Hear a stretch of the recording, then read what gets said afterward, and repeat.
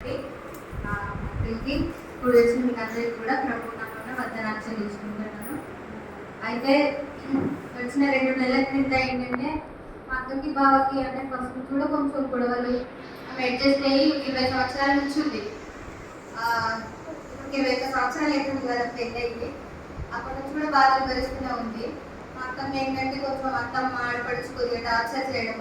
ఇది ఒక రోజులో అయిపోయే సాక్ష్యం అయితే కాదు, కానీ చిన్న దేవుడు చేసిన కార్యం గురించి చెప్తా. అయితే నెల క్రింద అక్క ఇక్కడికి వచ్చేసింది. ఇంకా కంప్లీట్గా అంటే బాగా బాధ భరించలేక వచ్చేసింది. వచ్చింటే అయితే వచ్చినప్పుడు మా అత్తమ్మ బాగానే ఉండే వాళ్ళ అత్తమ్మ. అక్క వచ్చిన తర్వాత ఏమైందంటే గొడవ వచ్చేసింది కదా, ఇక వెళ్ళను మొత్తం డైవర్స్ విడాకులే తీసేసుకుంటా అని ఫిక్స్ అయిపోయింది. ఎప్పుడు అట్లా అవ్వలేదు. అంతా ఏంటంటే ఆమె పరిస్థితి ఎట్లా ఉండేది అనేది మేము అర్థం చేసుకున్నాము.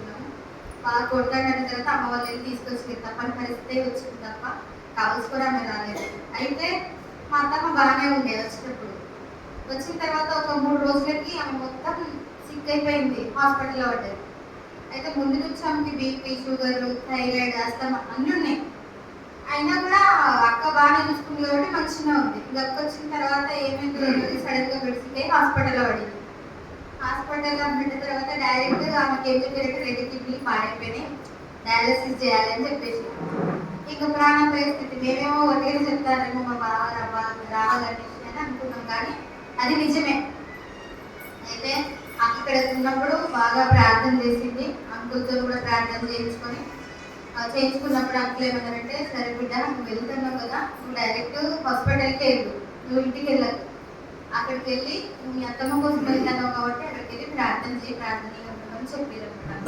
ఆమె విశ్వాసంగా అట్లే వెళ్ళి ప్రార్థన చేసుకొని, ఇంకా డాక్టర్లు ఏం చెప్పారంటే మొత్తం 2 కిడ్నీలు పాడైపోయినాయి, ఫైనల్ స్టేజ్ అని చెప్పారనమాట. కిడ్నీలు పాడైపోయినాయి, లివర్ పాడైపోయింది, హార్ట్ కూడా స్ట్రోక్ వచ్చే ఛాన్సెస్ ఉన్నాయని డాక్టర్లు చేతులు ఎత్తేసి చెప్పిన తర్వాత అక్క వెళ్ళి అక్కడ రాత్రి పగలు మొత్తం ప్రార్థనలోనే ఉన్నదనమాట. కంప్లీట్గా ప్రార్థనలోనే ఉన్నది. 2 గంటలు ప్రార్థన చేసిన తర్వాత ఆ నెక్స్ట్ డే డాక్టర్లు రిపోర్ట్స్ తీసుకొచ్చి ఏం చెప్పారంటే, మేము అవుట్ ఆఫ్ డేంజర్, కిడ్నీలు కూడా బాగానే ఉన్నాయని చెప్పారనమాట. బట్ దేవుడికి స్తోత్రం. నిజంగా దేవుడు చేసిన అద్భుత కార్యం. క్రియేటిన్ లెవెల్ అనేది 3 కంటే ఎక్కువ ఉంటే డయాలసిస్ చేస్తారు. అది ఒకవేళ కొంచెం తగ్గింది, 9 వరకు ఉందని అన్నారు. సరే అనేసి దాని గురించి కూడా ప్రార్థన చేసింది. ఒకవేళ తగ్గితే డిశ్చార్జ్ చేస్తానన్నారు. నెక్స్ట్ డేనే మళ్ళీ లివర్, హార్ట్, ఆ కిడ్నీలు, ఆ క్రియేటిన్ లెవెల్ కూడా 3 కంటే తగ్గింది. అసలు డయాలసిస్ లేకుండా దేవుడు స్వస్థపరిచింది.